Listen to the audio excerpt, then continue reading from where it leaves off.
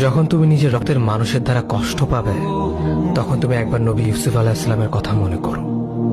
তিনি কিভাবে নিজের ভাইয়ের দ্বারা প্রতারিত হয়েছিল।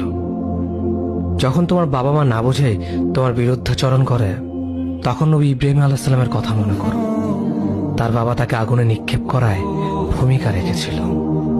যখন তুমি সমস্যা থেকে পরিত্রাণের জন্য কোনো পথ পাবে না, তখন ইউনুস আলাইহিস সালামের কথা ভেবো।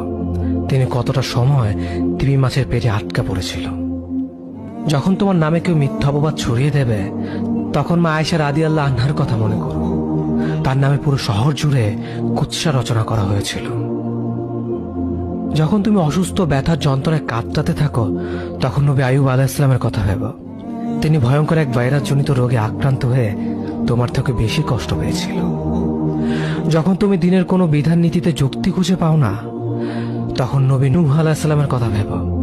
তিনি কোনো প্রশ্ন ছাড়াই মরুভূমিতে নৌকা তৈরি করেছিল।